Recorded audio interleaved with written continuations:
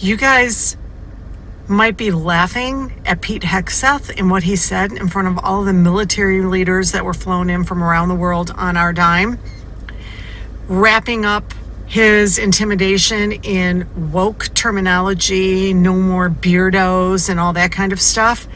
But something much more dangerous and sinister was happening. He called everybody together to say very clearly, we give the orders, and it doesn't matter how specific it is or how much it goes against what you're comfortable with, you do it or you're out. It's about much more than having a beard or being overweight. And I'm going to tell you why what he said was dangerous.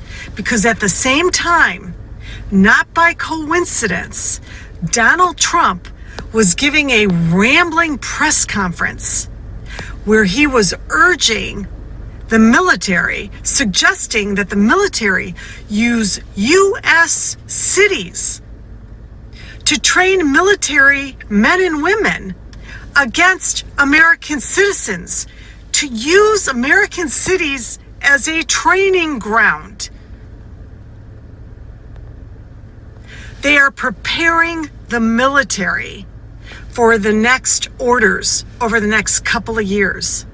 And you better be ready for it, because we're going to use the military to attack Americans on American soil. It's much more than just the beardo speech.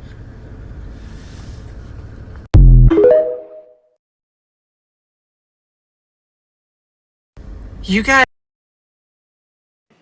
Shalom, shalom, Israel. First and foremost, I want to give all honor, glory, and praise unto YAHAWAH, YAHAWASHI, with Bakwadash, double honors to the elders and apostles, great millstone. Shalom to my YAHAWAH, who are diligently waiting to be delivered from this foul captivity, as well as a speckled bird that may look like the other nations, but are actually Yasharallah. This is Brother Kaiwa Club coming at you with no lesson.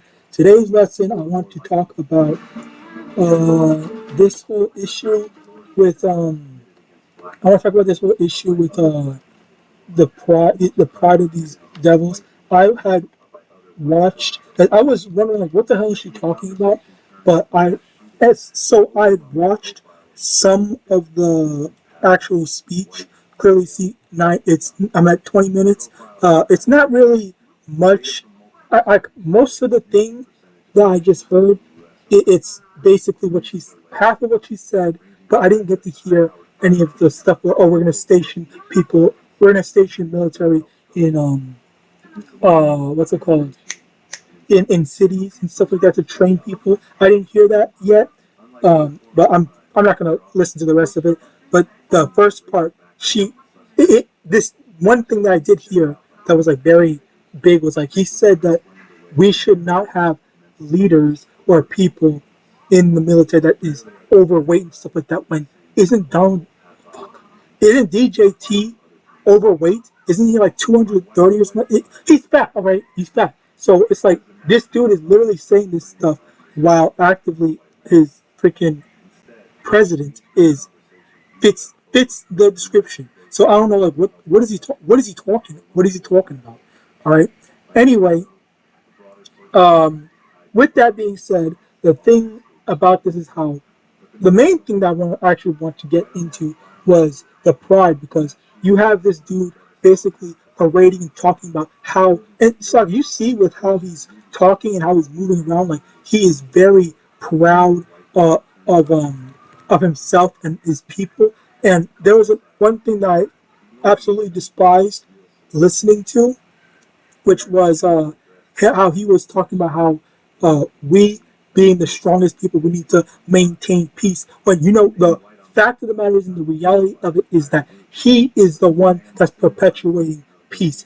All the main wars that's going on right now, it involves an Edomite, Russia, Ukraine, two Edomite countries. Can I say that? Yeah, Hamas and Palestine, whatever the fuck that other place is called, the Hamas thing. It involves an Edomite, all right, Ishmael and Edomite, all right, and then China is getting ready to be in a war with Esau as well. So like all these wars are primarily. I'm saying primarily. I'm not saying that there doesn't exist wars that's going on, because I think there's one war in Thailand or the Philippines or something like that. I think that has nothing to do with Esau, but or maybe it does. I don't remember. Okay, but I said primarily the wars that's going on. Um, the wars that are going on are primarily with Esau, Edom, and he even literally says in the speech how we are the greatest, we are the strongest, this, that, and the third, we are the epitome of this, that, and the third. Like, I hate hearing this shit because it is such bullshit.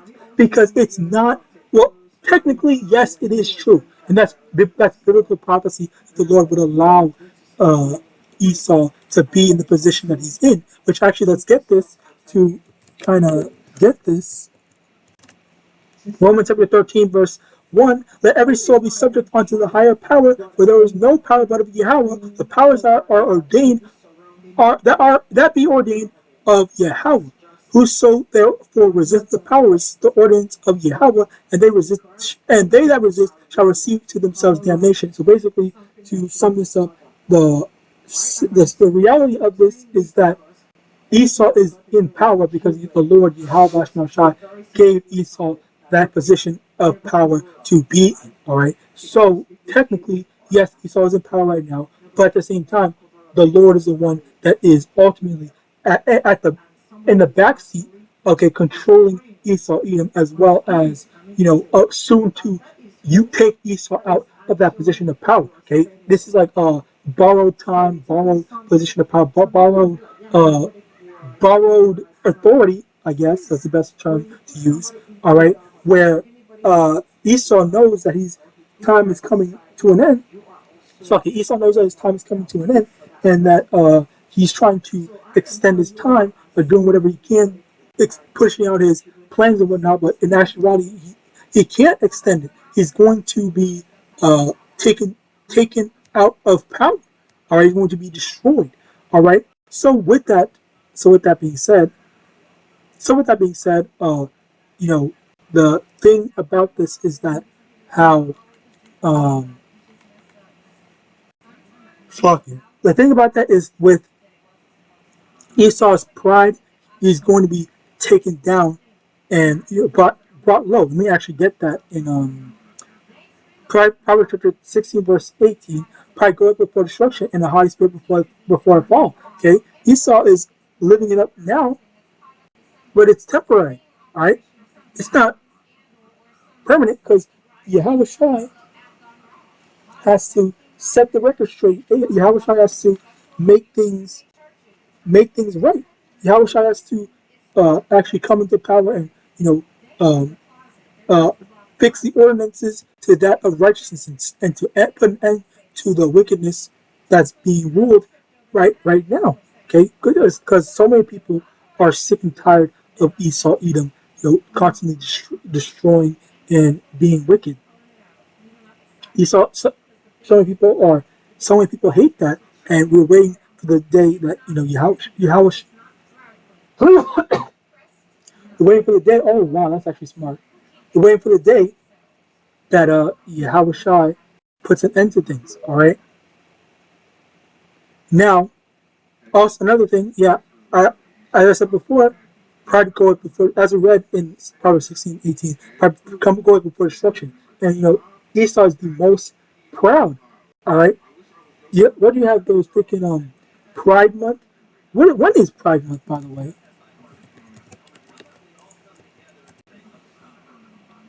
July? Oh no, June. Slocky. I read that wrong. June. All right. So yeah, Pride Month is in June, where they have a whole month dedicated to being proud. All right.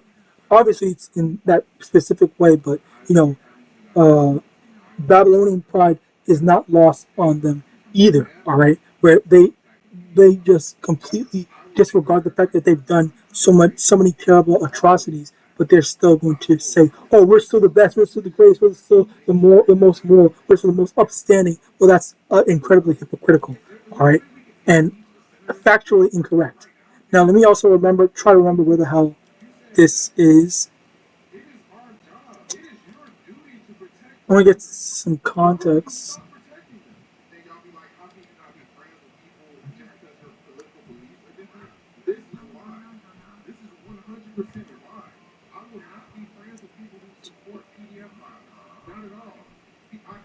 Okay, let's get this. So, Isaiah chapter 2, verse.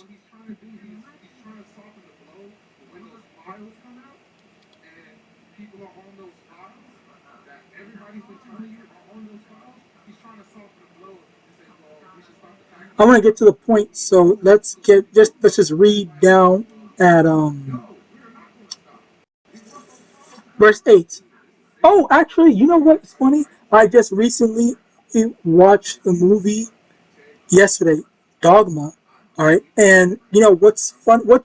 One thing that I thought was funny was the one of the scenes where they were about to kill the this mega corporation or whatever, the CEOs and all the board members and whatnot, because they did a whole bunch of terrible stuff, and they pushed out this thing called Ruby and whatnot, which is a golden symbolic golden calf. I don't know if that was intentional, because the Ruby thing is a long running thing, but I guess they just painted it gold and whatnot, just simply for that scene possibly, but that was a long running thing. Anyway, because I think it takes place in, I don't know, whatever. Just basically, it was something from the whole Jay and Silent Bob movie line stuff for the Kevin James movie, where they painted the movie thing gold. So then they said, this is your golden calf that you're worshiping and committing idolatry. When the funny thing about that is that all these corporations that they have their quote unquote golden calves and stuff like that, where they make all these different types of movies, these different types of things. Like, for example, what's it called? Like sports teams, okay? Um, Lakers and stuff like that. Let's see, Lakers logo. Like, where's that? Where's that one elf thing?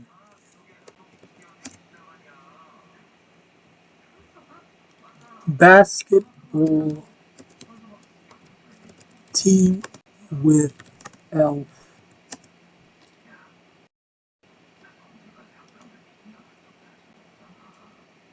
Oh my god. Fine, whatever. I'm done. Uh, anyway, the main thing I was trying to get at is that all that stuff is idolatry. All these different corporations, like the Nike, the check mark, these different stuff, like that is all in all honesty idolatry, because the thing is that so many people, and Apple too as well. The thing about this is that people, they they tend to idolize, even with the fact that they know, or without the fact that they know, that they idolize certain things, like what's that one thing, like celebrities. Okay, celebrities are also idols as well, because they are plastered on billboards saying like, oh, I endorse this thing, where people follow after uh, uh, um, Jennifer Aniston or whatever, because she's a famous actress, she's rich and stuff like that. So if she endorses C9V, everyone's gonna go and take that, because Jennifer Aniston said that it's fine and everyone loves her. All right, so that's one thing, that all these different idols in the forms of people, as well as in the forms of logos and stuff like that, as well as different company whatevers and stuff like that, where people, they hold true and hold to these types of stuff like very dearly. All right. Now Isaiah chapter 2 verse 8: their land also is full of idols. They worship the work of their own hands, that which their own fingers have made. And the mean man boweth down, and the great man humbleth himself. Therefore forgive them not. And that's the thing, where the great, fuck it, we being great, let me actually get context to that.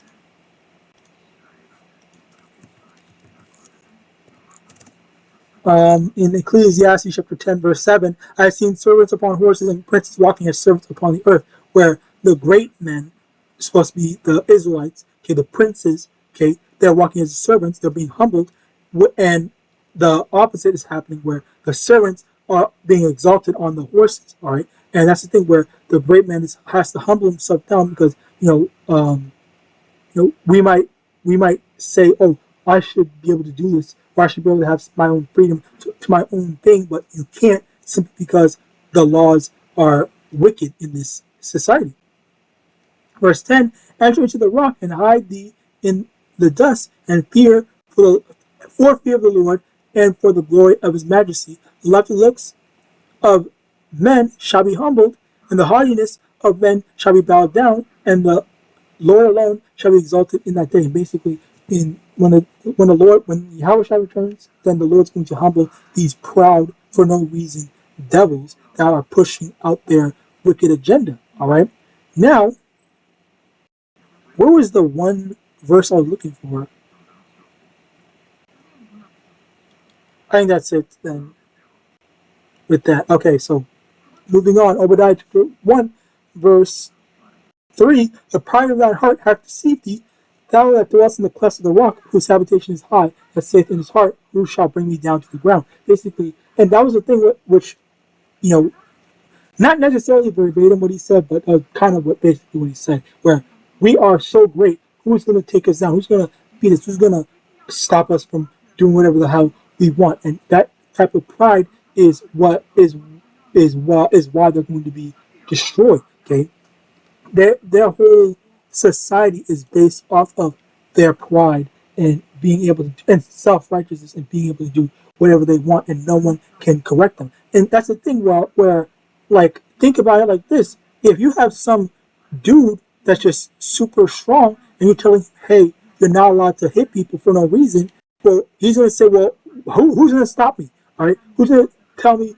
what's wrong? And then he can just he can hit you, kill you, or whatever, simply because you talk back to him, and he has that power unchecked.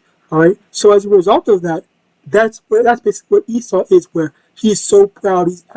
He says he wants people to do certain things or have morals and whatnot, but in actuality, even his rules that he sets in place, he does not uphold them. All right, where he does whatever he wants, and he even breaks his own laws. He can't even keep his own laws. That's how crazy this society is.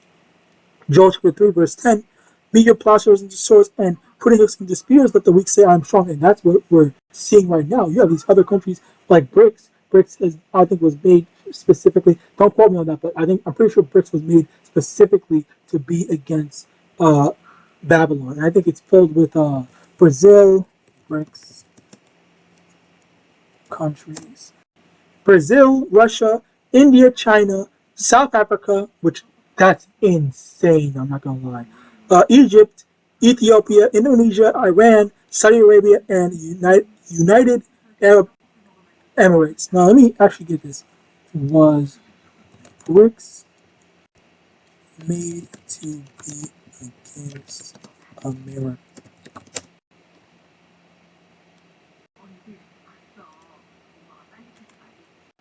Is BRICS poses no serious blah blah blah. Okay. What was BRICS created for? Yes, okay, thank you. Call on my Yabash I was about to say. Like I hate when this shit happens where I'm trying to show what I learned and then all the freaking things just don't say. And honestly, this is an flat out lie because it was an Edomite that said that BRICS literally was made specifically to diminish the value of the dollar. All right. Anyway, continue talking. Let's go back to this. What was BRICS? And by the way, when I say Edomite, I mean like one of those reporter type Edomite type shit stuff. What was BRICS created for? This is from Britannica.com. What was to create? It aimed to create a geopolitical bloc to counterbalance Western-dominated global institutions like IMF and World Bank. So basically, it's again, as I said before, as I said, which again contradicts this for the most. Well, not necessarily, but it does kind of partially contradict it. Where what BRICS was created for was to be anti-Edomite, anti-Babylonian. All right, so they are technically a threat to America's dominance or financial dominance and stuff like that, which will eventually lead to their digital currency. All right, so with that, this was made to be anti America more specifically, or anti North America more, I guess. All right. So yeah, basically, you have these countries that are trying to find some way to fight back, and then soon we're going to be getting some wars. Yahawadah sooner rather than later. All right. So yeah, that's basically it. I just wanted to bring this out. Yahawadah is edifying, and it is maybe a faith booster knowing that we're that much closer to the end. I pray this lesson is edifying. I want to give all honor, glory, and praise unto Yahawah, by Hashem, Yahawashi, by Hashem, Rakwadash, double honors to the elders and apostles, great millstone, about Paul, and Shalom.